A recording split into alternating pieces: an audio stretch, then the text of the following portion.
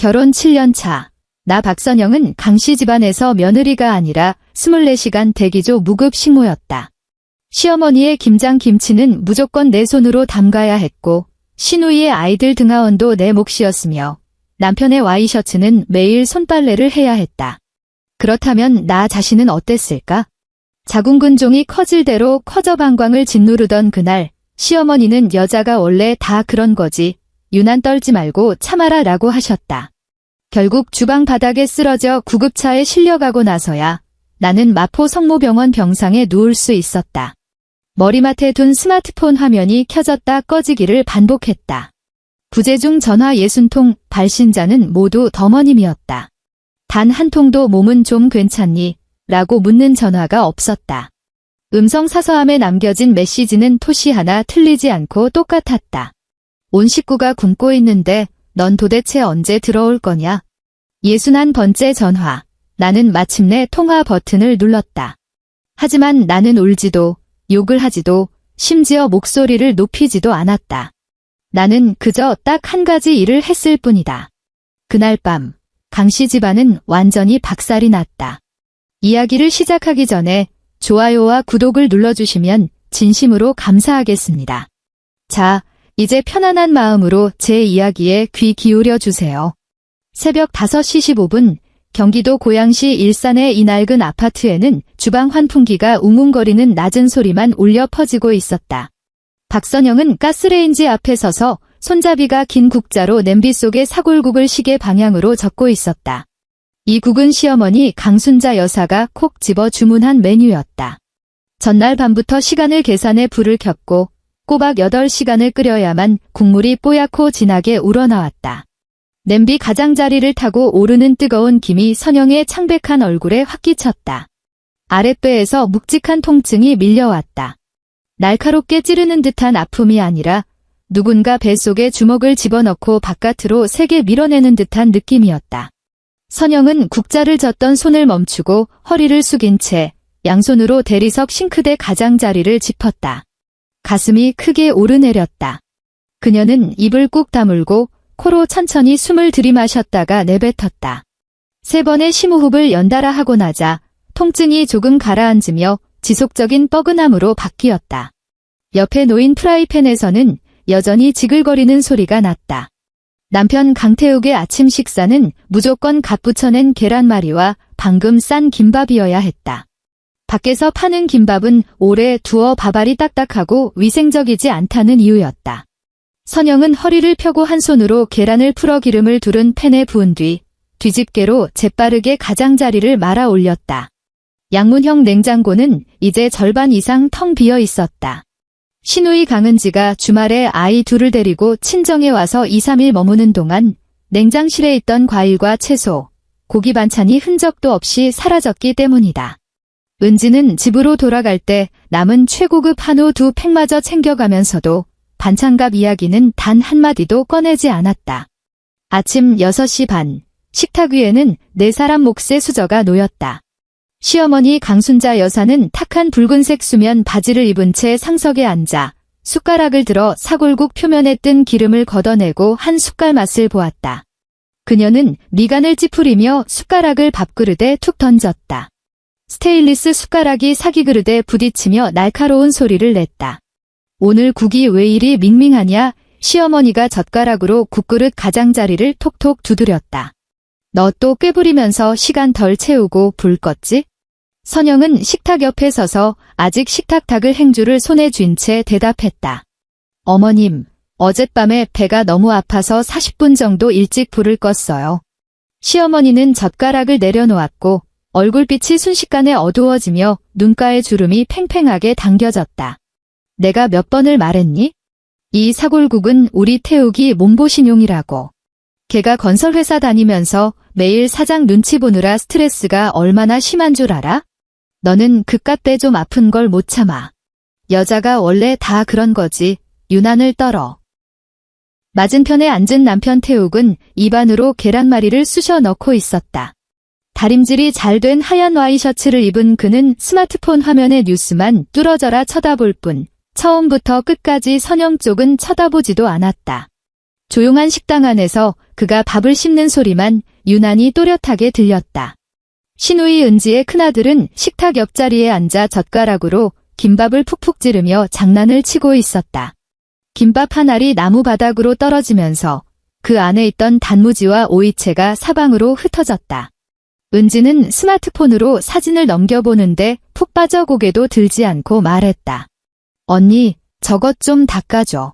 선영은 다가가 바닥에 흩어진 밥알을 줍기 위해 허리를 숙였다. 고개를 숙이는 바로 그 순간 극심한 현기증이 머릿속을 강하게 때렸다. 시야의 가장자리부터 새까맣게 물들기 시작했다. 그녀는 손을 뻗어 식탁 모서리를 죽어라 움켜쥐었다. 얼마나 세게 쥐었는지 손가락 마디가 하얗게 질릴 정도였다. 식탁에 앉은 그 누구도 젓가락을 멈추지 않았다. 시어머니는 반찬이 짠에 싱겁네 타박을 했고 남편은 스마트폰 웹페이지를 넘기고 있었으며 신우이는 아들에게 편식하지 말라고 훈계를 두었다. 나무 바닥에 눌러붙은 밥알들은 선영의 손바닥 안으로 하나씩 주워 담겼다. 오전 10시, 선영은 일산 백병원으로 향했다. 초음파실의 조명은 어두웠다. 의사는 모니터를 주시하며 선영의 복부 위로 탐촉자를 이리저리 굴렸다.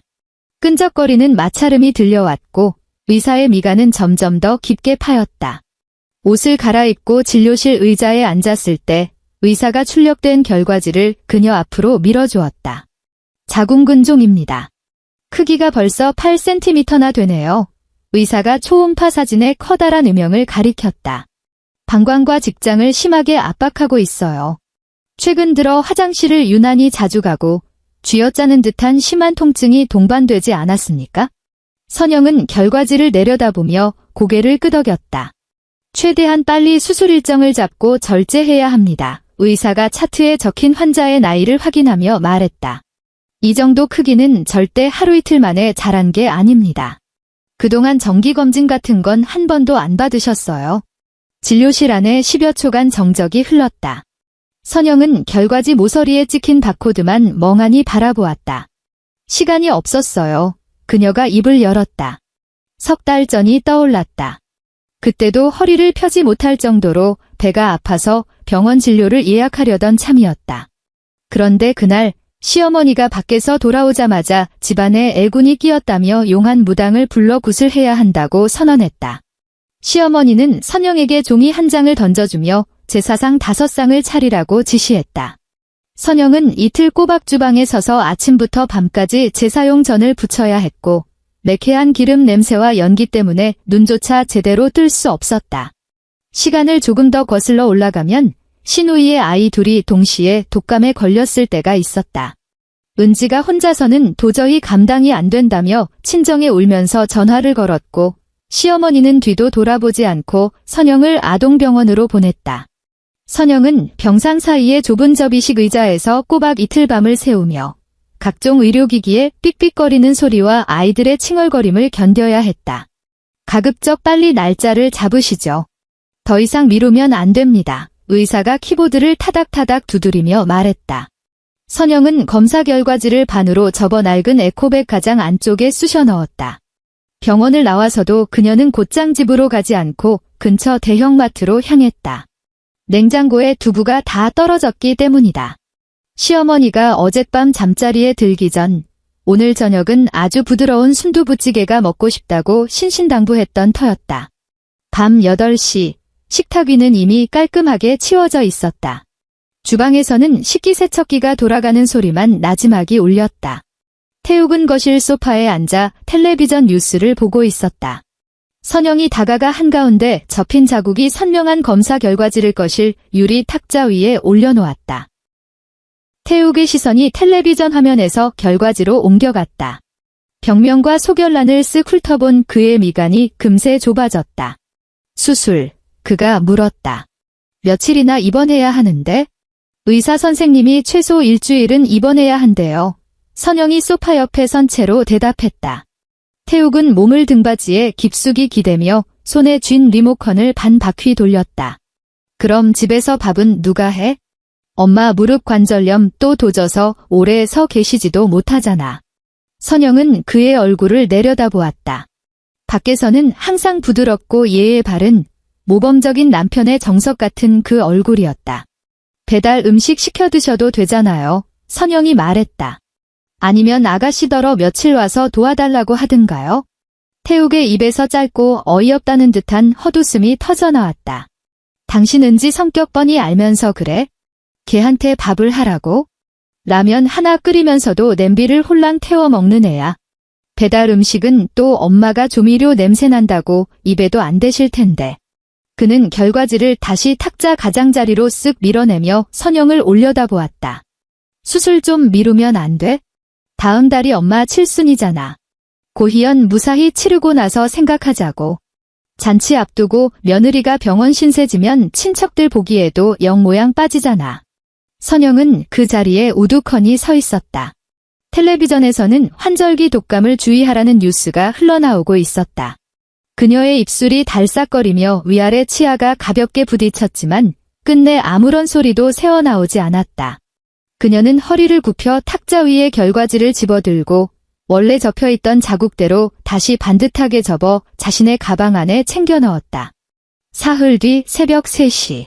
주방의 센서 등이 환하게 켜져 있었다. 선영은 도마 앞에 서서 다음날 아침상에 올릴 해장국용 물을 썰고 있었다. 전날 태욱의 부서 회식이 있어 자정이 훌쩍 넘어서야 들어왔기 때문이다. 칼날이 물을 가르며 규칙적인 소리를 냈다. 그 순간 아랫배에서 장기가 찢어지는 듯한 끔찍한 고통이 덮쳐왔다. 마치 녹슨 가위가 뱃속을 휘젓는 것 같았다.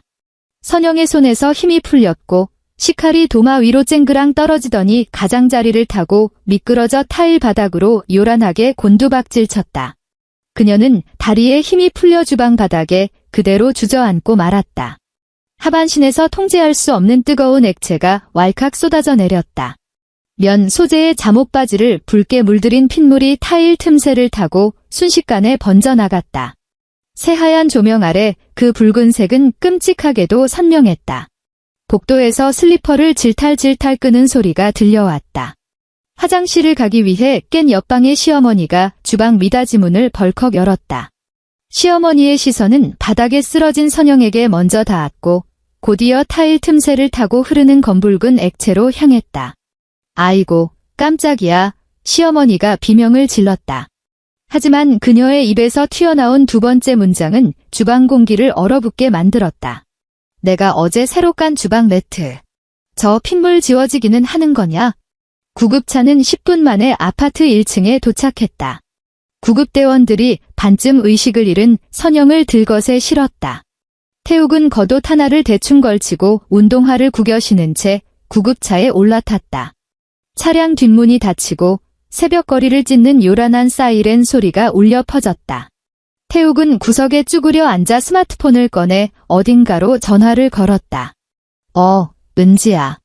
내일 아침에 너 우리 집으로 좀 와라. 엄마 아침밥이. 구급차가 코너를 급하게 돌았고 날카로운 사이렌 소리가 그의 뒷말을 완전히 집어삼켰다. 선영은 산소 마스크를 쓴 채 눈을 감고 있었고 얇은 눈꺼풀만이 가늘게 떨리고 있었다. 마포 성모병원. 독한 소독약 냄새가 코를 찌르는 가운데 선영이 천천히 눈을 떴다.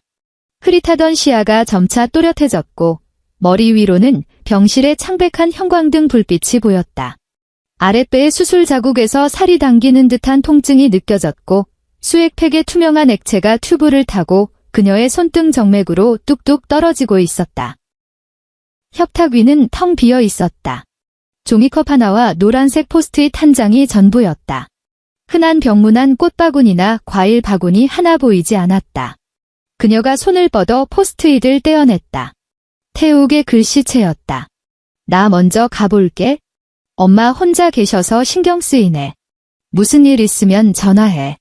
선영은 포스트잇을 둥글게 구겨 침대 및 휴지통에 던져 넣었다. 그리고 베개 밑에 눌려있던 스마트폰을 더듬어 찾아 화면을 켰다. 화면 한가운데 부재중 전화 연례통이라는 알림이 떠 있었다. 발신자는 모두 서머님이었다. 그녀는 음성 사서함을 재생했다. 첫 번째 메시지, 스피커 너머로 시어머니의 짜증 섞인 목소리가 튀어나왔다. 수술은 끝났냐?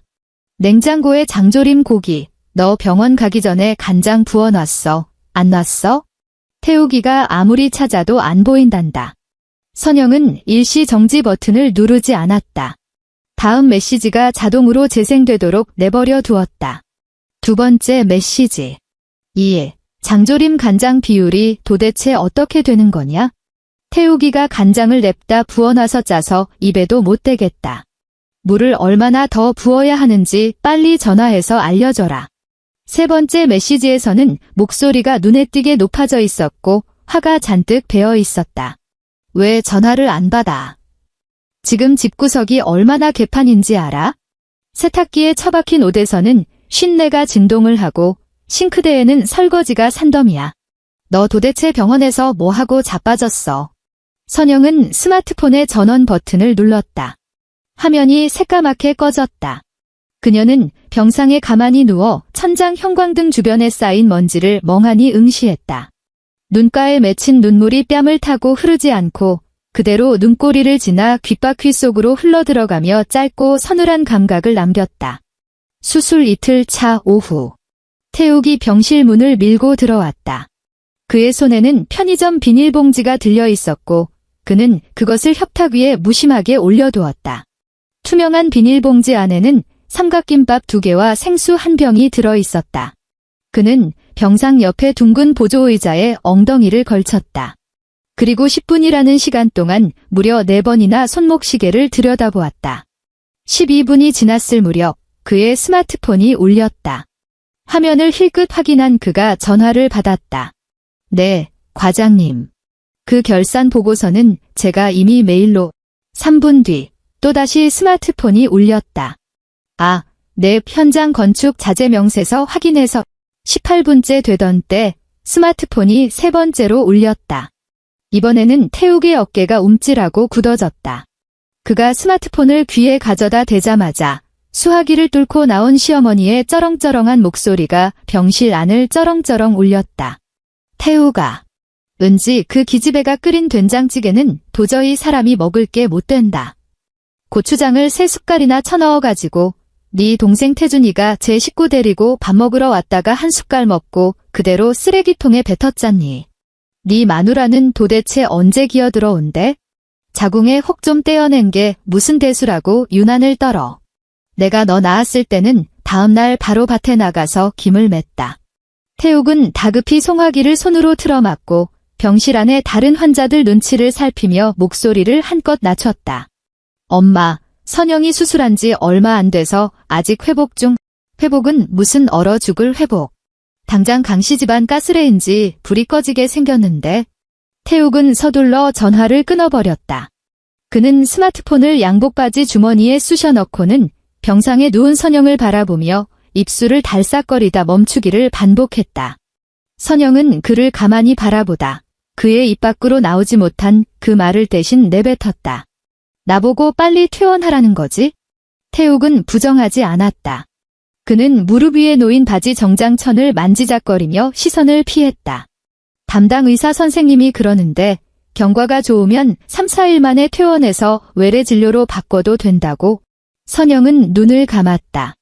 숨을 깊게 들이마실 때마다 수술 부위가 아리듯 당겨왔다. 가봐요, 선영이 말했다. 조심히 가요. 태욱은 그제야 알터니가 빠진 사람처럼 자리에서 벌떡 일어났고 구겨진 재킷을 매무새를 다듬은 뒤 뒤도 돌아보지 않고 병실을 빠져나갔다. 편의점 비닐봉지는 여전히 협탁 위에 덩그러니 놓여 있었다. 수술 3일차 이 띄엄띄엄 오던 부재중 전화는 이제 규칙적인 융단 폭격으로 변했다.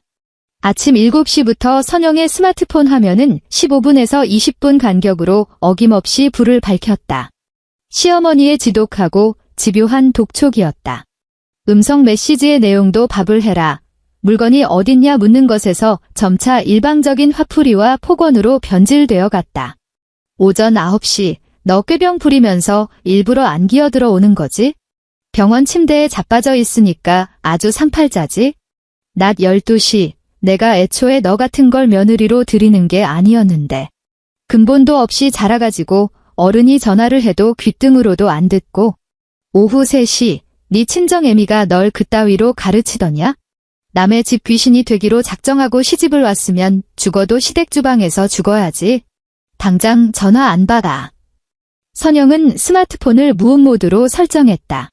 병상에 등받이를 세우고 기대 앉은 그녀는 화면에 뜨는 붉은색 부재중 전화 숫자를 멍하니 바라보았다. 23, 34, 47. 숫자는 마치 피도 눈물도 없는 타이머 같았다. 오후가 되자 젊은 간호사가 소독용 카트를 밀고 병실로 들어왔다.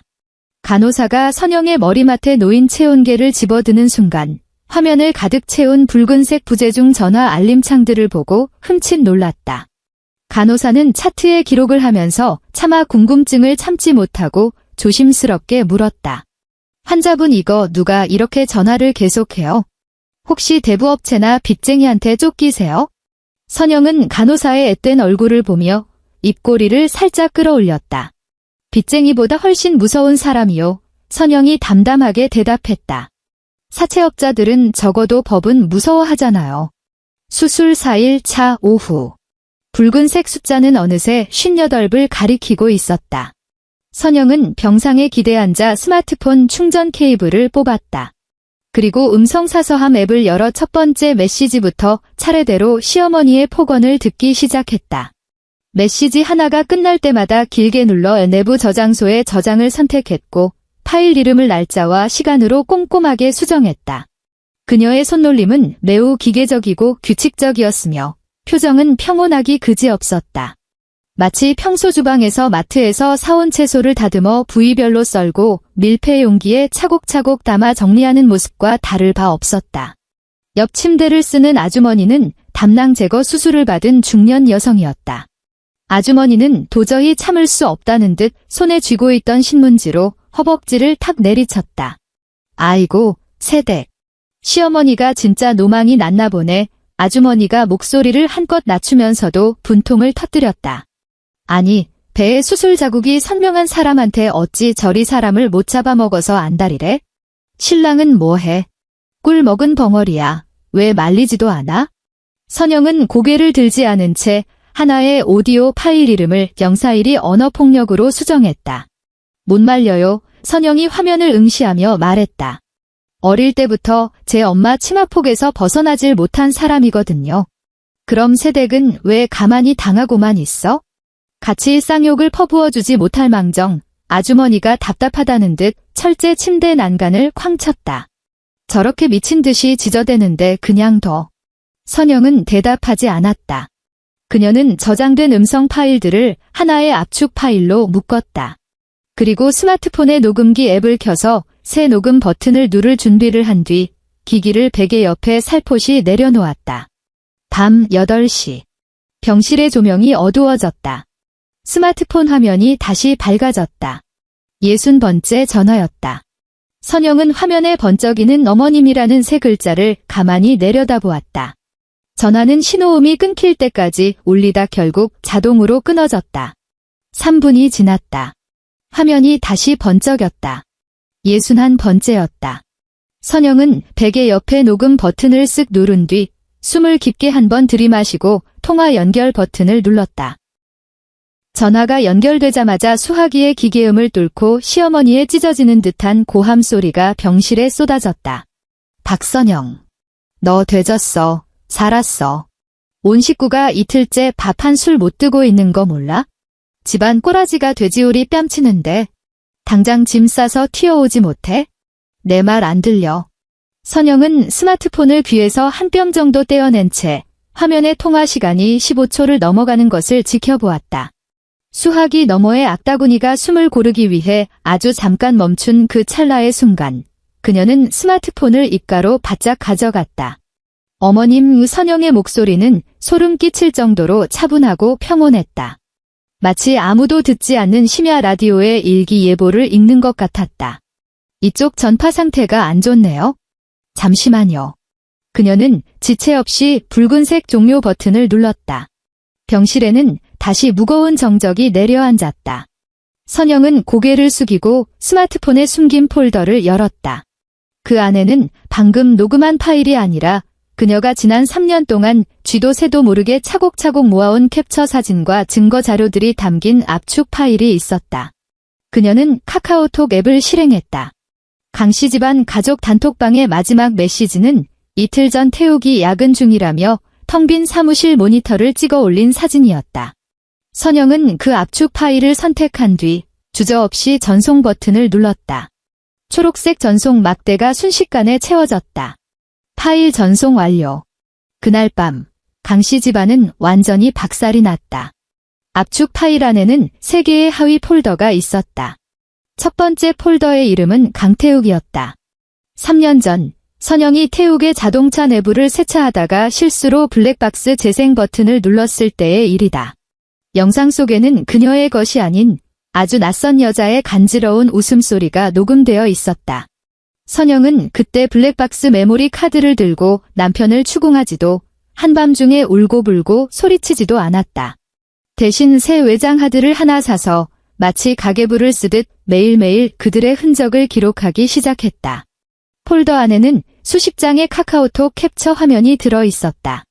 태욱과 회사 후배 한지원이 나눈 은밀한 대화들이었다. 지원이 고급 카페에서 찍은 셀카와 함께 과장님이 사주신 커피가 제일 맛있어요 라고 보내면 태욱은 하트가 뿅뿅 터지는 이모티콘으로 화답했다. 몇 장의 폐쇄회로 텔레비전 캡처 화면도 있었다. 선영이 병원에서 알게 된 경비 아저씨에게 사정사정해서 간신히 얻어낸 여의도 모 호텔 지하 주차장의 영상이었다. 화면 속에는 태욱과 한지원이 나란히 차에서 내려 엘리베이터 쪽으로 밀착해 걸어가는 모습이 선명하게 찍혀 있었다. 마지막은 엑셀 파일 캡처 화면이었다. 태욱이 아내 몰래 만든 가족 카드와 연결되지 않은 본인 명의의 서브카드로 그 호텔에서 결제한 내역을 정리한 표였다. 한 달에 최소 2번, 비가 오나 눈이 오나 어김없이 14개월 동안이나 이어진 결제 내역이었다. 파일이 전송된 지 채 1분도 되지 않아 단톡방의 안 읽음 표시 숫자가 순식간에 사라졌다. 가족 모두가 숨죽여 그 파일들을 열어보고 있었다. 단톡방은 죽은 듯이 고요했다. 누구 하나 입을 떼는 사람이 없었다.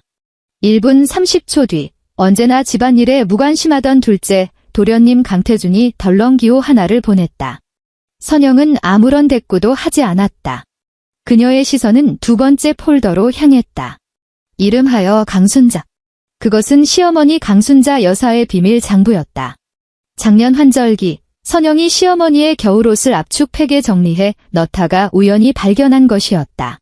7, 8년은 좋게 입어해진 낡은 손바지 주머니 안감 속에서 빳빳한 종이 뭉치가 만져졌다. 뜯어보니 낡은 수기 장부 한 권이었다. 시어머니는 그동안 죽은 시아버지가 남긴 빚이 너무 많아서 본인 명의의 집을 다 팔아 빚잔치를 했고 지금은 오갈 데가 없어 장남인 태욱의 집에 얹어 사는 신세라고 온 동네방네 떠들고 다녔다. 하지만 그 장부에는 서울 외곽 노원구의 시어머니 명의의 소형 아파트가 버젓이 존재한다는 사실이 명시되어 있었다. 단순히 소유만 하고 있는 게 아니었다. 장부에는 매달 꼬박꼬박 들어오는 고정 수입이 적혀 있었다. 월세 85만 원. 이 돈은 무려 9년 전부터 시어머니 명의의 농협개인 계좌로 칼같이 입금되고 있었다. 집안 생활비를 관리하는 공동 통장에서는 단 한 번도 본 적 없는 돈이었다. 선영은 그 장부의 모든 페이지를 찍은 사진과 함께 흥신소에 돈을 주고 떼어본 노원구 아파트의 부동산 등기부등본 캡처본을 단톡방에 모조리 쏟아부었다. 이번에는 단톡방이 말 그대로 폭발했다. 신우이 은지의 메시지가 기관총처럼 쏟아졌다. 엄마, 저 노원구 아파트 아빠 돌아가실 때 빚 갚는다고 다 팔아치웠다며? 우리한테 사기친 거야? 도련님 태준의 분노 어린 메시지가 뒤를 이었다. 그럼 지난 9년 동안 받은 월세는 다 어디로 빼돌렸어? 한 달에 85만 원이면 9년이면 거의 1억이잖아. 나 장가갈 때 전세 보증금 모자라서 2천만 원만 빌려달라고 했을 때도 돈 한 푼 없다면서 바닥을 뒹굴더니 그 돈 다 어디 숨겼어? 세 번째 폴더. 이름은 강은지. 은지가 주말마다 아이들을 데리고 친정에 와서 한바탕 휩쓸고 갈 때면 선영은 자신의 화장대에서 무언가 하나씩 사라진다는 걸 눈치채고 있었다. 처음에는 포장도 뜯지 않은 고가의 화장품 샘플 몇 개였고 나중에는 향수 본품이 통째로 사라졌다. 그러다 어느 날 선영은 친정엄마가 결혼 예물로 큰맘 먹고 맞춰준 순금 목걸이가 감쪽같이 사라진 것을 발견했다. 세 번째 폴더 안에는 극명한 대조를 이루는 사진 3장만이 들어있었다. 첫 번째 사진. 은지가 자신의 인스타그램에 올린 셀카였다. 사진 아래에는 우리 남편이 준 결혼기념일 선물, 너무 행복해라는 가증스러운 글귀가 적혀 있었다. 사진 속 은지의 목에는 펜던트 모양이 독특한 물결문의 순금 목걸이가 걸려 있었다. 두 번째 사진. 선영의 결혼식 앨범에서 얼굴과 목 부분만 확대한 사진. 선영의 목에는 은지가 찬 것과 토시 하나 틀리지 않고 똑같은 목걸이가 걸려 있었고, 심지어 펜던트 뒷면에 난 미세한 흠집까지 선명하게 보였다. 세 번째 사진. 한 달 전 선영이 몰래 찍어둔 사진이었다.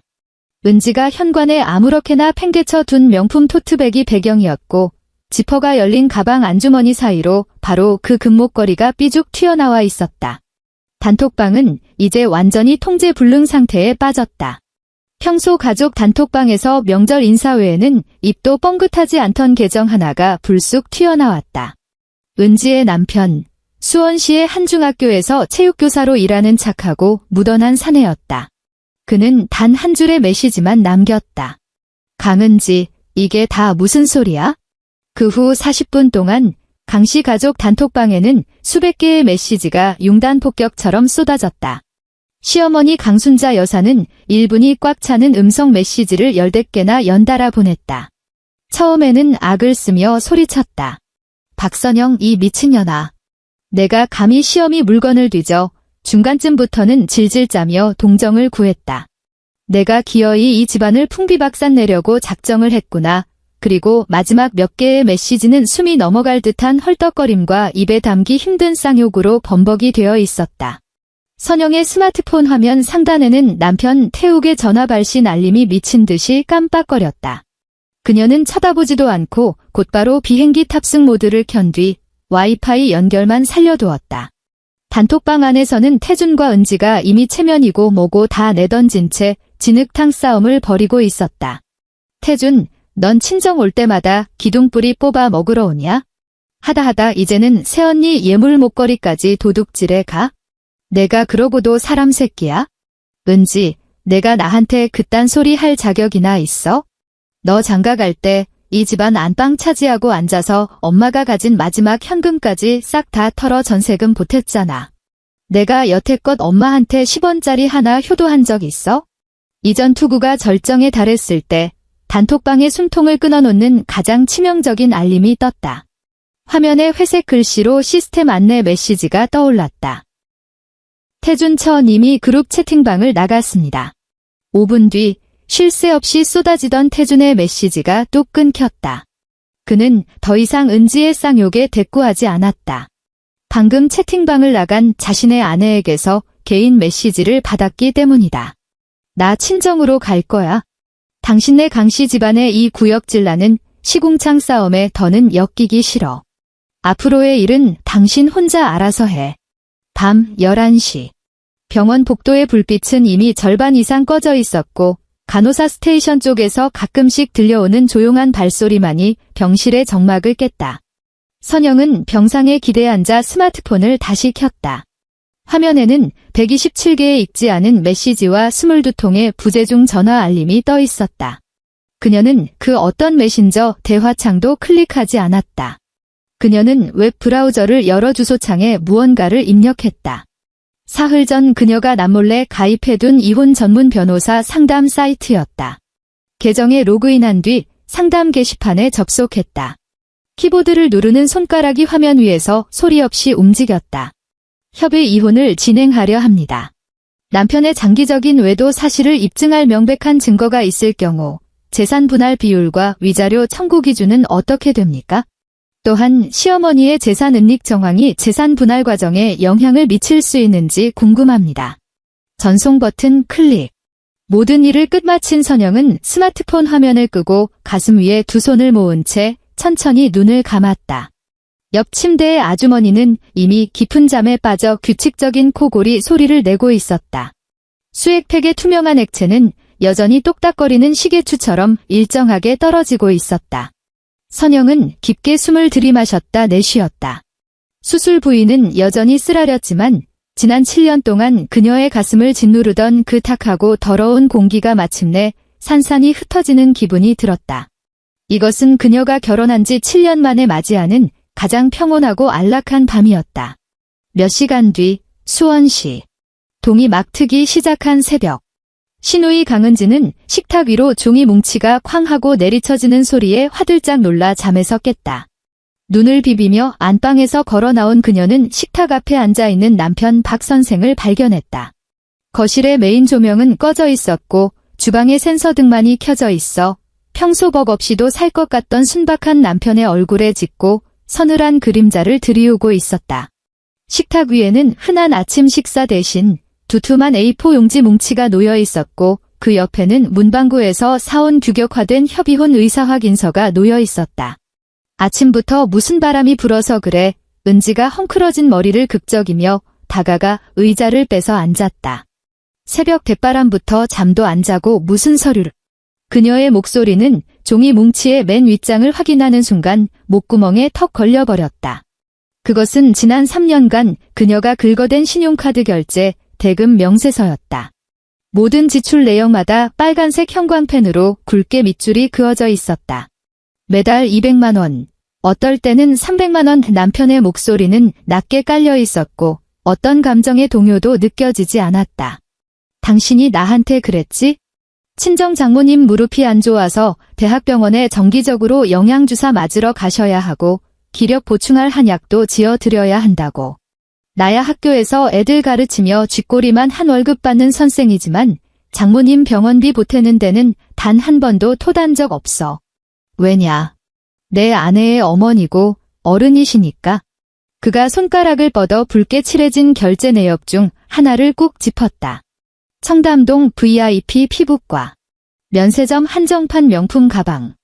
그리고 여기 강남구 최고급 기구 필라테스 연간 회원권. 남편이 고개를 들어 은지의 얼굴을 똑바로 쳐다보았다. 도합 3천만 원이 넘네?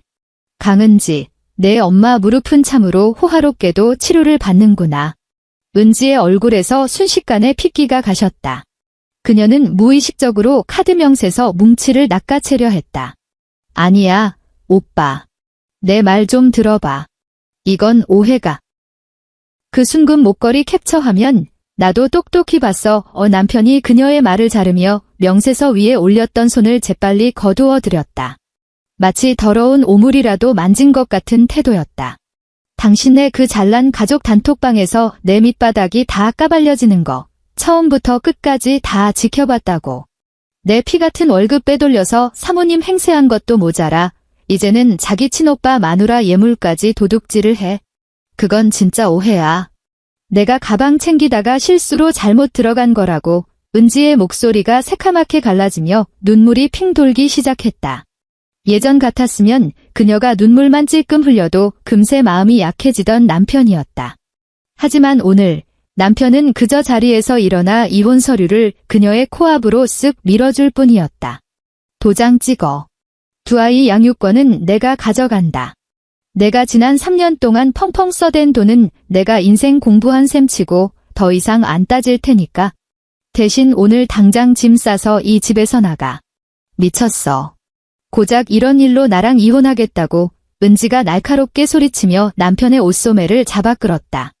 야, 내가 뭔데 나보고 나가라 말아야? 남편은 은지의 손을 거칠게 뿌리쳤고 그 힘에 밀려 은지는 의자에 털썩 주저앉았다. 내가 역겨워졌으니까 그는 더 이상 은지 쪽은 쳐다보지도 않은 채 현관으로 걸음을 옮겼다. 점심 전까지 내 짐 다 싸서 나가. 오후에 현관 도어록 비밀번호 바꿀 거니까. 현관문이 쾅 하고 닫혔다. 은지는 식탁 앞에 넋을 잃고 앉아 그 협의혼 의사 확인서를 바라보았다. 몇 초 뒤 그녀는 덜덜 떨리는 손으로 스마트폰을 집어들고 친정엄마 강순자 여사에게 전화를 걸었다. 엄마, 제발 빨리 좀 받아. 전화는 한참이 지나서야 연결되었다.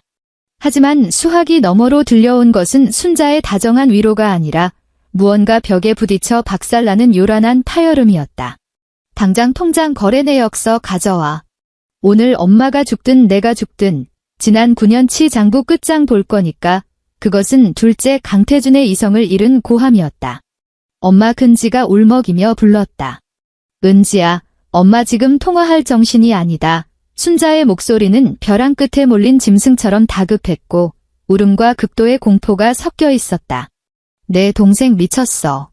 나를 아주 죽이려고 든다. 또. 전화가 일방적으로 끊어졌다. 은지는 스마트폰을 쥔 채 뚜뚜거리는 연결음을 들으며 뼛속까지 스며드는 서늘한 한기를 느꼈다. 그녀는 마침내 깨달았다.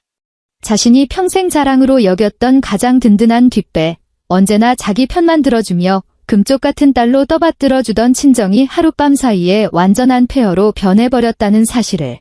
이제 이 세상에 그녀의 편이 되어줄 사람은 단 한 명도 남아있지 않았다.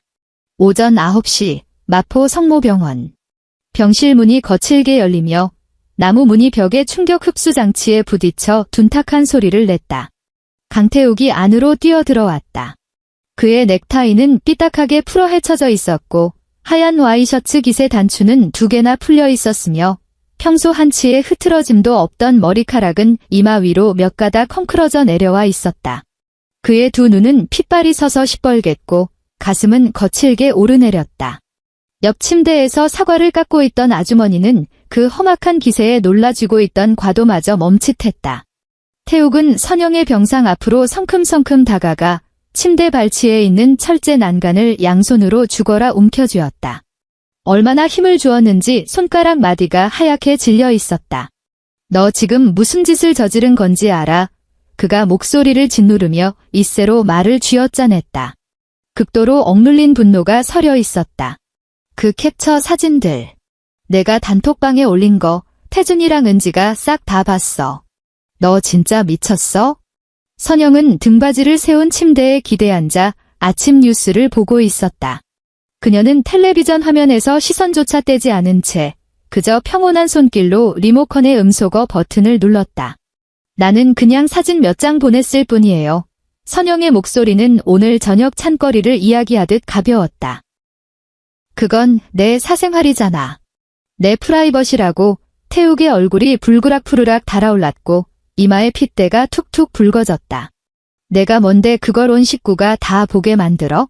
태준이가 날 어떻게 보겠어? 우리 엄마는 날 어떻게 보겠냐고.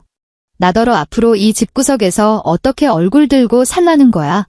선영이 마침내 고개를 돌려 그 폭발할 듯한 얼굴을 마주 보았다. 당신이 여의도 그 호텔 지하 주차장에서 회사 여자 후배 허리에 손을 두르고 엘리베이터 기다리던 그 순간에는 선영이 그의 눈을 똑바로 응시했다. 나더러 앞으로 어떻게 얼굴 들고 살라는 생각 한 번이라도 해봤어요. 태욱의 숨이 턱하고 막혔다.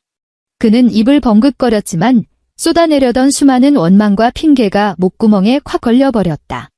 병실 안은 소름 끼치도록 고요했다. 옆 침대 아주머니가 사과를 씹던 소리마저 멈췄다. 수액팩에서 액체가 뚝뚝 떨어지는 미세한 소리만이 귓가를 맴돌았다. 태욱의 시선이 흔들리기 시작했다. 침대 난간을 쥐었던 손을 스르르 놓고 병상 옆으로 돌아온 그는 갑자기 무릎을 꺾고 보조의자 옆에 털썩 반무릎을 꿇었다. 방금 전까지 이글거리던 분노는 온데간데 없이 사라지고 그 자리에는 지독한 고통과 후회로 일그러진 표정이 들어섰다. 그가 이불 밖으로 나와 있는 선영의 손을 잡으려 손을 뻗었다. 선영은 손목을 가볍게 비틀어 이불 속으로 손을 숨겼다. 태욱의 손이 허공에서 굳어버렸다. 그는 숨을 깊게 들이마셨고 눈시울이 순식간에 붉어지더니 예고도 없이 굵은 눈물방울을 뚝뚝 흘렸다. 선영아, 내가 잘못했어. 그가 어깨를 들썩이며 흐느끼기 시작했다. 콧소리가 잔뜩 묻어났다. 그건 다 사고였어. 진짜 어쩌다 그렇게 된 거야? 그 애가 회사에 갓 들어와서 아무것도 모르니까 자꾸 나한테 이것저것 물어보면서 들러붙었어. 내가 술김에 한순간 정신이 나가서 우리 진짜 다 끝났어. 반년 전에 이미 다 정리했다고. 선영은 그가 눈물 콧물 쏟는 꼴을 가만히 내려다보았다. 결혼 7년 만에 이 남자가 우는 모습은 처음이었다. 평소 집안에 무슨 일이 생겨도 심지어 시아버지가 돌아가셨을 때조차 친척들 앞에서 장남으로서의 완벽한 체면과 냉정함을 유지하던 사내였다. 그 여자가 당신한테 보낸 셀카, 날짜가 지난주 화요일이던데요. 선영이 무미건조하게 사실을 짚었다. 태욱의 울음소리가 멈칫했지만 그는 이내 목청을 더 키웠다. 그건 걔가 일방적으로 보낸 거야. 나는 대꾸도 제대로 안 했다고. 선영아, 나 좀 믿어줘. 나 이 가정 없으면 안 돼. 사장님이 엄청 보수적인 장로회 신자인데 이 일이 회사에 알려지면 내 과장 자리도 끝장이야. 날 위해서가 아니라도 제발 우리 엄마 생각 좀 해줘. 연세도 많으신데 이런 충격 받으시면 쓰러지실 거야. 그는 얼굴에 눈물 콧물을 잔뜩 묻힌 채 쉴 새 없이 변명을 늘어놓았다. 급기야 대학 시절 선영을 어떻게 쫓아다녔는지, 예전에 한강둔치에서 컵라면을 나눠 먹던 시절 이야기까지 꺼내 들었다. 선영은 그저 베개에 기댄 채 그가 울음을 그치고 말을 끝낼 때까지 묵묵히 기다려주었다. 그녀의 눈동자에는 아무런 파동도 없었다. 마치 자신과는 전혀 상관없는 형편없는 삼류 연극을 관람하는 듯 했다. 태욱의 목이 서서히 말라가고 목소리가 잦아들었을 때 선영이 입을 열었다. 태욱 씨. 태욱이 즉각 고개를 번쩍 치켜들었다. 그의 눈빛에 한 가닥 희망이 스쳤다. 선영아, 나 용서해주는 거지? 그럴 줄 알았어. 내가 당신 어머니 명의로 된 그 노원구 아파트, 내 앞으로 명예 이전해 줄 수 있어요. 선영이 그의 말을 잘랐다. 외도에 대한 정신적 위자료 명목으로 병실 안의 공기가 그 순간 진공 상태가 된 듯 했다. 태욱의 얼굴 표정이 일순간 정지했다. 눈가에 아직 매달려 있는 눈물방울들이 처연하기보다 우스꽝스러워 보였다. 선영을 바라보던 후회와 애원으로 가득했던 그의 눈빛이 눈에 띄게 싸늘하게 식어갔다. 안면 근육의 미세한 경련이 그의 진짜 속내를 낱낱이 까발렸다. 가식으로 점철된 순정은 갈갈이 찢겨나갔고 그 밑바닥에 깔려있던 계산과 저울질이 적나라하게 모습을 드러냈다. 너 지금 뭐라고 했냐? 태욱이 천천히 자리에서 일어나 바지 무릎에 묻은 먼지를 툭툭 털어냈다. 그의 목소리는 평소의 냉랭하고 딱딱한 톤으로 완전히 돌아와 있었고 거기엔 말도 안 되는 소리를 듣는다는 듯한 비웃음마저 섞여 있었다. 너 지금 나랑 장난해? 그건 우리 엄마 노후 대비용 집이야. 그게 우리 결혼 생활이랑 대체 무슨 상관인데? 그건 당신 어머니가 온 식구들 눈을 속이고 꽁꽁 숨겨둔 재산이죠. 그리고 지금 나는 그 캡처 사진들을 당신 회사 사장님 사모님한테 보내지 않는 조건으로 그걸 요구하는 거예요. 선영이 글을 올려다보며 마침내 입꼬리에 옅은 호선을 그렸다. 만약 당신 그 알량한 직위와 체면이 그 아파트 값보다 소중하다고 생각한다면 말이죠. 태욱은 마치 눈앞의 여자를 난생 처음 보는 사람처럼 뚫어져라 쳐다보았다. 언제나 주방에서 고개를 푹 숙인 채 자신의 모든 억지스러운 요구에 순종적으로 고개를 끄덕이던 아내가 지금 가장 평온한 목소리로 자신의 목에 칼을 겨누고 있었다. 박선영, 너 도대체 정체가 뭐야? 무슨 괴물이라도 돼. 태욱이 이를 악물며 차갑게 코웃음을 쳤다. 재산 분할이라도 받고 싶어? 그래, 어디 해봐. 10원 한 장도 못 가져갈 테니까. 지난 7년 동안 넌 땡전 한 푼 번 적 없고 내가 밖에서 뼈 빠지게 일해서 벌어다 준 돈으로 먹고 살았어. 집도 엄마 명의고 차도 회사에서 내준 거야. 내가 가진 게 뭔데? 내가 무슨 자격으로 나한테 조건을 걸어. 선영은 그의 비열한 협박에도 흔들리지 않았다. 그녀는 그저 머리맡에 호출벨을 꾹 눌렀다. 간호사 선생님, 스피커를 향해 선영이 말했다. 여기 어떤 분이 큰 소리로 난동을 피워서 제가 쉴 수가 없네요. 보안 요원 좀 올려보내주세요. 태욱은 덜덜 떨리는 손가락으로 그녀를 가리켰다. 그리고 곁에 있던 보조의자를 걷어찼고 의자가 벽에 부딪히며 귀를 찢는 소음을 냈다. 너 두고 봐, 이 국물도 없을 줄 알아. 그는 획 돌아서서 문을 쾅 닫고 나가버렸다. 옆 침대 아주머니는 어안이 벙벙해서 이 모든 상황을 지켜보고 있었다. 그녀의 손에 들린 반쯤 깎인 사과는 이미 갈변해서 누렇게 변해 있었다. 새댁 아주머니가 마른 침을 꿀꺽 삼켰다. 바깥 양반이 진짜 인간 말종이었네. 선영은 이불을 턱 밑까지 끌어당겨 덮었다. 네, 맞아요. 그녀가 담담하게 대꾸했다. 그래서 그 인간한테 물려 죽기 전에 제가 먼저 그 이빨을 몽땅 뽑아버려야죠. 같은 시각 경기도 고양시 아파트에서는 유사일에 가장 처참한 태풍이 몰아치고 있었다. 거실 나무 바닥 위로 끈적한 된장찌개가 흉하게 흩뿌려져 있었고 최고급 페르시아 양탄자 위로 두부 쪼가리와 애호박 조각들이 나뒹굴었다. 시어머니 강순자 여사가 가장 애지중지하던 양탄자였다. 하지만 지금 순자는 양탄자 따위 신경 쓸 겨를이 없었다. 그녀는 소파 쿠션에 주저앉은 채 머리는 산발이었고 윗돈 멱살은 반쯤 뜯겨 있었다.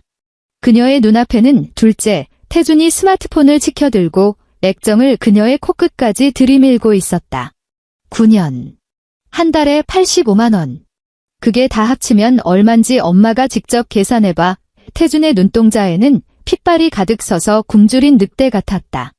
나 장가갈 때 전세 보증금 모자라서 장모님한테 무릎까지 꿇고 돈 빌렸어. 그때 엄마는 내 옆에 앉아서 눈물 질질 짜면서 집안에 단돈 10,000원도 없다고 연극을 했지. 매달 그 돈 챙기면서 양심에 찔리지도 않았어. 그건 내 애비가 나 살라고 남겨준 마지막 비상금이야. 내가 왜 그걸 너희들한테 줘야 해?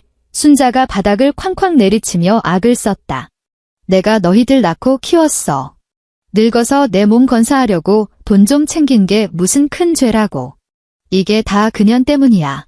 다 박선영 그 재수없는 년이 꾸민 짓이라고. 우리 강씨 집안 말아먹으려고 작정하고 들어온 년이야. 무슨 일만 터지면 형수 핑계 대지 마. 태준이 비웃음을 흘렸다. 나 지금 당장 농협통장 거래 내역서 봐야겠어. 그 노원구 아파트 절대 엄마 혼자 차지하게 안 둬. 법정 상속분대로 다시 다 쪼개. 도어록에서 띡띡거리는 전자음이 들리더니 현관문이 벌컥 열렸다. 신우이 은지가 커다란 이민 가방 2개를 질질 끌고 죽상이 된 얼굴로 현관에 섰다. 눈화장은 다 번져서 시커먼 눈물 자국이 2줄로 뺨을 타고 흘러내려 있었다. 집안의 난장판을 본 은지는 짐 가방을 팽개치고 그대로 달려와 순자의 팔뚝을 꽉 움켜쥐었다. 엄마. 그 아파트 당장 팔아. 나한테 5천만 원만 빌려줘. 아니, 3천만 원이라도. 은지가 온몸을 사시나무 떨듯 떨며 오열했다. 그 인간이 나 쫓아냈어. 애들 양육권도 안 준대. 엄마, 그동안 월세 챙긴 거 많잖아. 제발 나 좀 살려줘. 순자는 딸의 억센 소나기에 붙들려 완전히 이성을 놓아버렸다. 그녀는 손을 뒤집어 은지의 팔뚝을 찰싹 때렸다. 나한테 돈이 어딨어. 그 월세 받은 거 매달 홍삼이랑 건강보조식품 사고 너희들 입에 들어갈 한우 사 먹이느라 벌써 다 썼다. 너희들이 기어이 날 말려죽이려 드는구나. 이 왼수 같은 것들아. 태준이 은지를 확 밀쳐냈다. 너 여기서 불쌍한 척쇼하지 마. 넌 면세점에서 카드 팍팍 긁어댈 때 친정 생각 눈곱만큼이라도 했어? 엄마, 내 말 똑똑히 들어. 오늘 당장 그 통장 안 내놓으면 나 내일 바로 법원에 재산가압류 신청할 거야. 같은 피를 나눈 세 사람은 된장찌개 냄새가 진동하는 것일 바닥에서 지난 9년 동안 감춰졌던 그 알량한 재산을 두고 미친 들깨들처럼 서로를 물어뜯기 시작했다. 자궁근종 절제 수술을 받고 홀로 병상에 누워있던 며느리가 오늘 퇴원해야 한다는 사실 따위는 그 누구의 머릿속에도 존재하지 않았다. 닷새 뒤 선영이 퇴원했다. 그녀는 고양시의 그 120평짜리 아파트로 돌아가지 않았다. 그녀는 진작에 심부름센터를 통해 친구 집에서 챙겨온 낡은 여행 가방 하나만 달랑 들고 시내버스를 타서 마포구 망원동으로 향했다. 비좁은 골목길 안쪽, 그녀는 햇살 고시원이라고 적힌 유리문을 밀고 들어갔다. 방은 고작 3평 남짓했다. 싱글 침대 하나, 침대 발치에 찰싹 붙어있는 접이식 책상 하나, 그리고 구석에는 몸 하나 겨우 뉘일 만한 좁디 좁은 개인 화장실이 전부였다. 창문도 없는 방 안에는 오래된 벽지 냄새와 싸구려 방향제 냄새가 뒤섞여 퀴퀴했다. 선영은 짐 가방을 바닥에 눕혀두었다. 딱딱한 싱글 침대에 걸터앉은 그녀는 머리 위로 희미하게 빛나는 전등을 올려다보았다. 팔을 한 번만 뻗어도 벽에 닿았고 몸을 살짝만 돌려도 책상 모서리에 부딪혔다. 성냥갑처럼 비좁은 이곳은 강씨 집안 주방 크기의 3분의 1도 채 되지 않았다.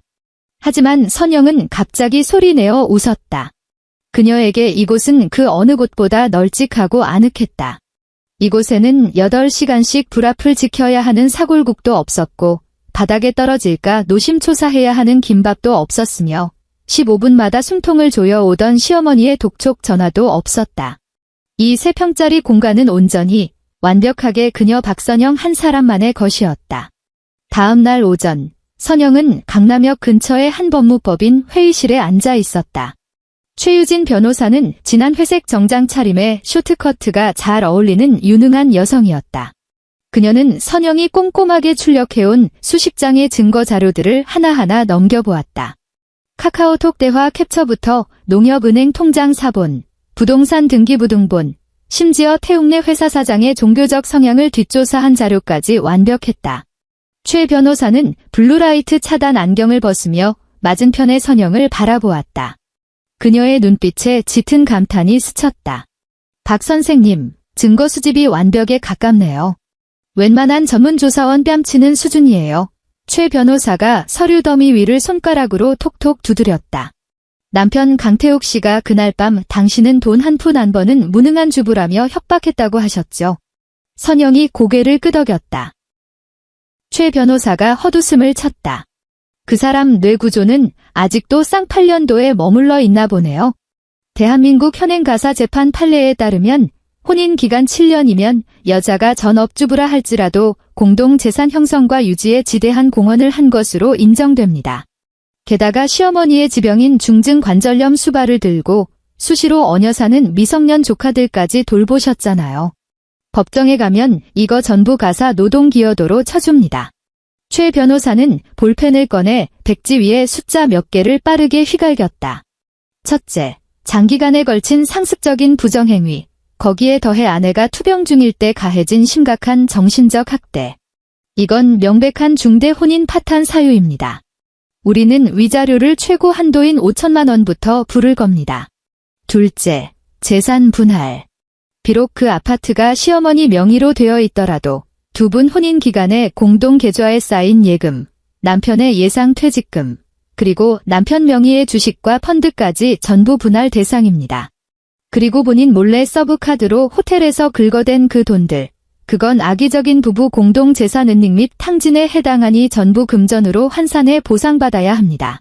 최 변호사는 펜을 내려놓고 그 종이를 선영 앞으로 슥 밀어주었다. 선생님이 쥐고 계신 패, 본인이 생각하시는 것보다 훨씬 강력합니다. 남편분이 자기 회사 인사팀에 이 내용 증명서가 팩스로 날아가는 꼴을 보고 싶지 않다면 알아서 기어나와 협의 이혼 도장을 찍자고 빌 겁니다. 선영은 백지 위의 숫자들을 응시했다. 그것은 지난 7년 동안 퐁퐁 거품과 기름때에 전 두 손으로 악착같이 긁어모은 그녀의 찬란한 생존 자금이었다. 그 후 보름 동안 태욱의 구질구질한 매달리기가 광적으로 변하기 시작했다. 그는 매일 퇴근길에 고시원 건물 앞을 서성였다. 어떤 날은 망원시장에서 산 붕어빵 봉투를 들고 있었고 어떤 날은 시든 장미꽃 한 다발을 들고 있었다.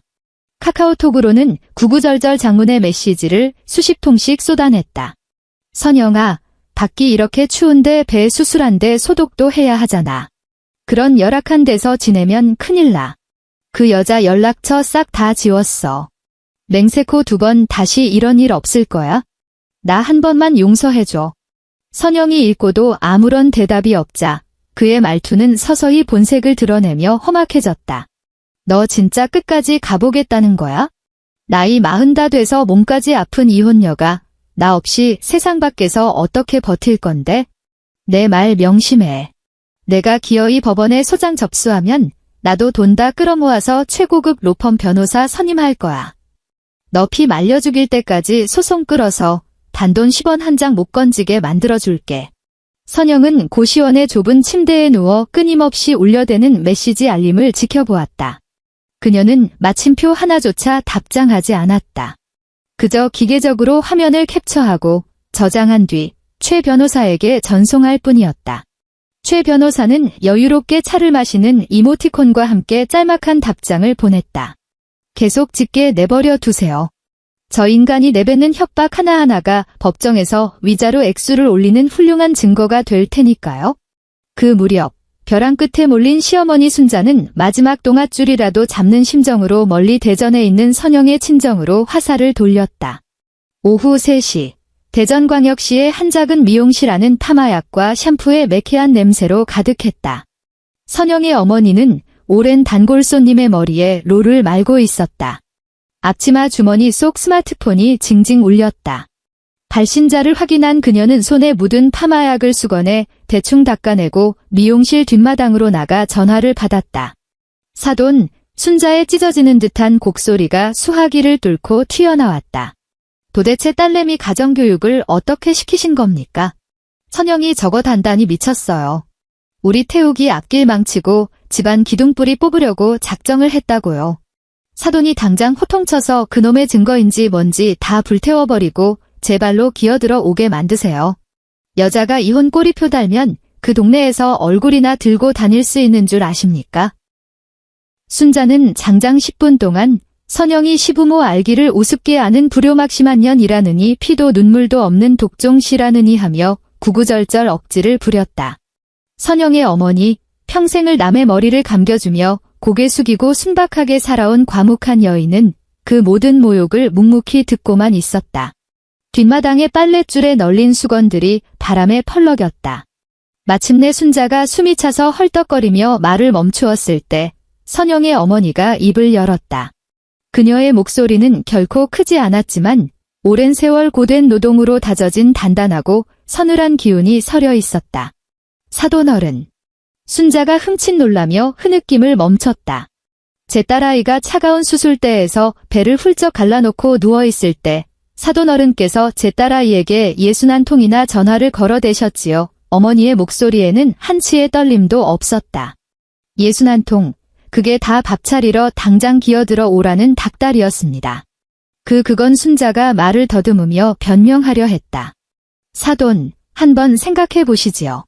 이 일을 동네방네 떠벌리고 다니거나 판사 양반 앞에서 늘어놓았을 때 세상 사람들이 내 딸을 보고 피도 눈물도 없는 독종이라 손가락질을 할지 아니면 당신네 강씨 집안을 보고 짐승만도 못한 인간 쓰레기라 욕을 할지 말입니다. 순자의 목소리는 누군가에게 목이 졸린 오리처럼 꺽꺽대다 목구멍 속으로 기어들어갔다. 오늘부터 이 번호로 2번 다시 연락하지 마십시오. 내 딸이 하는 짓, 나는 머리털 나고 처음으로 쌍수를 들고 환영합니다. 그 애가 위자료를 얼마나 받아오든 땡전 한 푼 못 받아오든 대전에는 언제나 그 애가 쉴방 한 칸이 있습니다. 어머니는 뒤도 돌아보지 않고 전화를 뚝 끊어버렸다. 스마트폰을 앞치마 주머니에 찔러 넣은 그녀는 21번 크게 들이마신 뒤 다시 독한 파마약 냄새가 풍기는 미용실 안으로 당당하게 걸어 들어갔다. 석 달 뒤 서울가정법원. 조정실 안의 공기는 숨이 턱턱 막힐 정도로 무거웠다. 강태욱은 끝까지 버티지 못했다. 최 변호사가 호텔 숙박 기록과 신용카드 결제 내역을 낱낱이 첨부해 회사로 보낸 내용증명서는 그의 마지막 멘탈을 완벽하게 붕괴시켰다. 최 변호사의 예상대로 마침 사내 기강을 엄격하게 잡고 있던 중견 건설회사 사장의 귀에 이 더러운 치정이 들어간다면 그는 과장 자리는 고사하고 당장 짐을 싸서 길거리로 나앉아야 할 판이었다. 알량한 사회적 체면과 돈 사이에서 그는 결국 피눈물을 머금고 체면을 선택했다. 최종 조정조서가 책상 위에 놓였다. 피신청인 강태욱은 신청인 박선영과 협의 이혼에 동의한다. 피신청인은 신청인에게 정신적 위자료 4,800만 원, 그리고 혼인 기간 중 공동예금 및 피신청인의 예상 퇴직금을 환산한 재산분할금 3,200만 원을 지급한다. 총합 8천만 원, 이 금액은 30일 이내에 신청인의 계좌로 일시불 송금해야 한다. 조정위원이 태욱에게 볼펜을 내밀었다. 태욱은 볼펜을 쥔 손을 바들바들 떨었다. 콧등에는 식은땀이 송글송글 맺혔다. 8천만 원, 그가 영혼까지 끌어모은 전 재산이나 다름없는 돈이었다. 서명란의 이름을 휘갈기는 순간 그는 온몸의 뼈마디가 녹아내리는 듯 의자에 깊숙이 파묻혔다. 조정위원이 이번에는 선영 앞으로 서류를 밀어주었다. 선영은 펜을 집어들었다. 그녀의 손목은 한치의 흔들림 없이 견고했고 어떤 미련도 망설임도 없었으며 심지어 숨소리조차 흐트러지지 않았다. 파란색 잉크가 종이 위를 매끄럽게 미끄러지며 박선영 세 글자를 또렷하게 새겼다. 법원 정문을 나섰을 때 늦가을의 매서운 찬바람이 서울 거리를 휩쓸고 지나갔다. 태욱은 법원 계단에 우두커니 서서 앞서 걸어가는 선영의 뒷모습을 바라보았다. 3년 내내 입고 다녀 소매가 다른 그 낡은 트렌치코트가 오늘따라 유난히 꼿꼿하고 당당해 보였다. 박선영의 태욱이 불쑥 그녀를 불러 세웠다. 목소리에는 지독한 원망과 억울함이 묻어났다. 너 그 돈 뜯어내서 진짜 행복하게 살 수 있을 것 같아? 경력 단절된 40다 된 이혼녀가 8천만 원으로 대체 몇 년이나 버틸 수 있을 것 같냐고. 선영이 걸음을 멈추고 천천히 뒤를 돌아보았다. 그녀는 지난 7년 동안 꼬박꼬박 남편이라 불렀던 사내를 가만히 응시했다. 분노도 없었고 통쾌한 복수국을 마친 승리감도 없었다. 길가에 버려진 악취 나는 쓰레기 봉투를 쳐다보듯 오직 지독한 무관심과 평온함뿐이었다. 내가 두 눈 감고 관짝에 들어갈 때까지 살기엔 차고 넘치는 돈이야. 선영은 짧게 내뱉고는 돌아서서 대기하고 있던 최 변호사의 차량에 올랐다. 이혼 절차가 완전히 마무리된 후 두 번째 주말. 선영은 그 누구도 상상조차 하지 못한 일을 벌였다. 그녀는 마트로고가 찍힌 비닐봉지 여러 개를 양손에 든 채 고양시에 있는 강씨 집안 아파트로 다시 돌아왔다. 아직 삭제되지 않은 그녀의 지문을 인식시켜 현관문을 열자 집안에서는 시큼하게 쉰내 섞인 곰팡내 같은 것이 훅 끼쳐왔다. 현관 바닥에는 은지와 아이들 2명의 신발이 발 디딜 틈 없이 어지럽게 널브러져 있었다. 거실에는 장난감과 허물벗듯 벗어 던진 옷가지들이 발에 채였고 주방 싱크대에는 설거지거리가 산처럼 쌓여 악취를 풍기고 있었다. 시어머니 순자는 구부정한 허리로 소파에 앉아 넋을 놓고 있었다. 현관문 열리는 소리에 고개를 돌린 순자는 선영의 모습을 발견하자마자 마치 백주대나대 귀신이라도 본 사람처럼 온몸을 뻣뻣하게 굳혔다. 선영은 입을 굳게 다문 채 본인이 신던 거실화를 꺼내 신고 주방으로 곧장 직진했다. 고무장갑을 낀 그녀는 묵묵히 싱크대에 그 엄청난 설거지 더미를 치워냈다. 그러고는 사온 비닐봉지를 풀어 식재료를 꺼내고 도마 위에 올려 칼질을 시작했다. 칼날이 도마에 부딪히는 딱 소리가 적막한 아파트 거실에 울려 퍼졌다. 1시간 뒤 식탁 위에는 4가지 반찬이 정갈하게 차려졌다. 뽀얗게 우러난 진한 사골국, 간장과 올리고당을 황금 비율로 섞어 졸여낸 장조림, 깍둑썰기한 부드러운 순두부찌개, 그리고 김이 모락모락 나는 두툼한 계란말이와 막 썰어낸 김밥. 지난 7년 동안 그녀가 이 숨막히는 주방에 갇혀 매일같이 기계처럼 만들어내던 바로 그 메뉴들이었다. 소파에 못 박힌 듯 앉아있던 순자의 눈빛은 복잡하게 일렁였다. 경계심, 의아함, 그리고 그 깊숙한 곳에는 자신조차 인정하고 싶지 않은 너무나도 오랜만에 맡아보는 따뜻한 집밥 냄새에 대한 지독한 갈망이 숨어 있었다. 태욱은 집에 없었다. 거액의 위자료를 물어준 데다 매일같이 서로를 잡아먹을 듯 싸워대는 엄마와 은지의 악다구니를 견디다 못해 회사 근처의 비좁은 원룸으로 도망치듯 이사를 나가버린 상태였다. 선영은 수저 2벌을 식탁 양쪽에 내려놓았다. 그녀는 허리에 둘렀던 7년 내내 입어색이 바랜 앞치마를 풀었다. 앞치마를 네모 반듯하게 접고 끈까지 가지런히 정리한 뒤 식탁에서 가장 구석진 자리, 언제나 그녀가 앉았던 그 의자 등받이 위에 조심스레 올려두었다. 주방과 거실의 경계에 선 그녀가 소파에 멍하니 앉아있는 순자를 바라보았다. 어머님 선영의 목소리는 매일 아침 안방 문을 두드리며 깨우던 때처럼 차분하고 부드러웠다. 제가 이 가스레인지 앞에서 차려드리는 마지막 식사예요. 앞으로는 부디 어머님 스스로 건강 잘 챙기시길 바랄게요. 순자의 입술이 파르르 떨렸다. 식탁 위에서 김을 뿜어내는 사골국과 너무도 평온한 선영의 얼굴을 번갈아 쳐다보는 그녀의 눈동자가 흔들렸다. 쌍욕을 퍼붓고 싶고 시어머니로서의 마지막 위엄을 부리고 싶었지만 그 도끼 품은 말들은 목구멍 안에서만 맴돌 뿐 차마 입 밖으로 튀어나오지 못했다. 선영은 대답을 기다리지 않았다. 미련 없이 몸을 돌려 현관으로 걸어가 문고리를 잡았다. 그녀가 현관문을 열고 첫 발을 내디디려는 찰나 등 뒤에서 개미 기어가는 듯한 아주 작고 희미한 목소리가 들려왔다. 선영. 그 부름 속에는 명령도 호통도 없었다.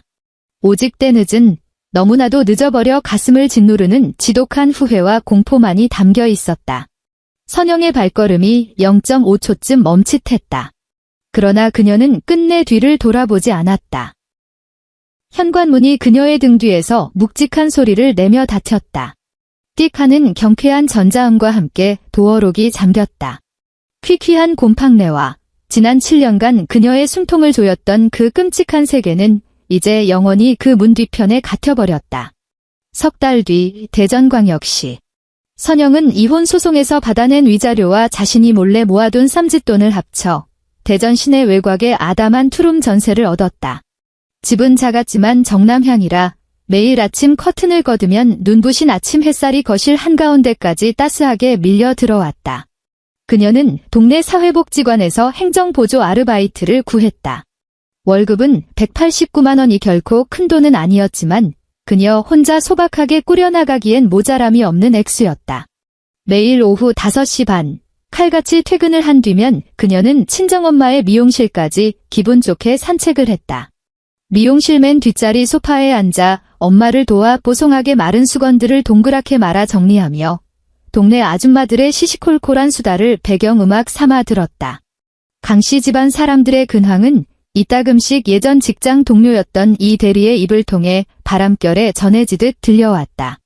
마치 무너져 내리는 도미노의 마지막 잔해들 같았다. 순자의 마지막 보루였던 노원구 아파트는 결국 지켜내지 못했다. 둘째, 태준과 이혼 후 빈털터리로 쫓겨난 은지가 합세해 노인네의 목을 조르다시피 하여 집을 처분해버렸다. 지금 그 집안 3남매는 아파트 판돈을 10원이라도 더 차지하려고 피 터지는 법정 상속 소송을 벌이고 있다고 했다. 태욱의 꼴도 말이 아니었다. 그를 과장님, 오빠 하며 간사하게 따라다니던 후배 한지원은 태욱이 이혼으로 재산의 반토막을 뜯기고 개털이 되었다는 소문을 듣자마자 회사 내 악성 루머를 견딜 수 없다는 핑계를 대며 경쟁사로 재빠르게 이직해버렸다. 물론 카카오톡 차단은 기본이었다. 그리고 그 고양시의 120평짜리 낡은 아파트에는 현재 늙은 순자와 어녀 사는 은지, 그리고 조카 둘만이 남겨져 있었다.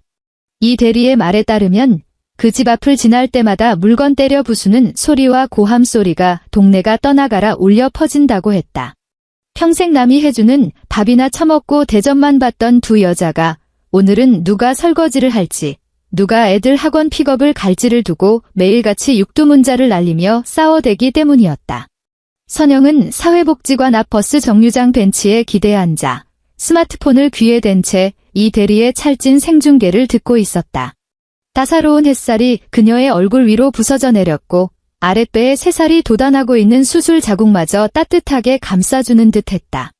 선영 씨, 진짜 그때 도장 찍고 나오길 100번 1000번 잘했어. 그 집구석은 지금 완전 아수라장, 생지옥이 따로 없다니까. 이 대리가 혀를 끌끌 차며 감탄했다. 선영은 조용히 미소만 지을 뿐이었다. 맞장구를 치지도 그들의 불행을 고소해하며 입방아를 찢지도 않았다. 그녀의 시선은 왕복 2차선 도로 건너편에 있는 오래된 칼국수 전문점 간판을 향해 있었다. 커다란 가마솥에서 새하얀 수증기가 모락모락 뿜어져 올라오고 있었다. 예전 그 끔찍한 기름 냄새 진동하던 주방에서 맥기니는 그녀의 숨을 조이는 형벌이었다. 가스레인지 앞에서 항상 가장 먼저 갓 지은 밥 냄새를 맡았지만 시어머니가 상석에 앉아 숟가락을 들고 첫 국물을 뜰 때까지 기다렸다가 가장 구석진 모서리 자리에 앉아 퉁퉁 불어터진 밥에 식어 빠진 찌개를 대충 넘겨야만 했다. 하지만 지금은 달랐다. 이 대리님 선영이 이 대리의 쉴 새 없는 수다를 가볍게 끊어냈다. 그녀의 목소리는 대전의 맑은 가을 하늘을 가로지르는 산들바람처럼 경쾌하고 상쾌했다. 응. 왜요, 선영 씨? 오늘 점심은 드셨어요? 선영이 자리에서 일어나 트렌치코트 허리끈을 질끈 동여매며 길 건너편 식당에서 뿜어져 나오는 구수한 수증기를 눈으로 좇았다. 아직 안 드셨으면 대전에 기가 막히게 국물 시원한 해물칼국수 집이 하나 있거든요. 다음에 대전 한번 놀러 오세요. 제가 김 모락모락 나는 뜨끈한 칼국수 한 그릇 대접할게요. 전화기 너머에서 잠시 정적이 흐르더니 이내 기분 좋은 웃음소리가 터져나왔다. 선영은 전화를 끊었다. 신호등이 파란불로 바뀔 때까지 그녀는 조용히 횡단보도 앞에 서서 기다렸다. 건너편 식당 창문 너머로 아주머니가 갓 끓여낸 펄펄 끓는 칼국수를 테이블에 내려놓는 모습이 보였다. 김이 서려 창문이 뿌옇게 흐려졌다. 이번에는 그 누구의 눈치도 볼 필요가 없었고 그 누구의 비위를 맞추려 기다릴 필요도 없었다. 그녀는 그저 자신의 배가 고파졌다는 이유 하나만으로 오롯이 자신만을 위해 끓여진 그 따뜻한 밥 한 그릇을 향해 여유롭고 당당한 발걸음을 내디뎠다.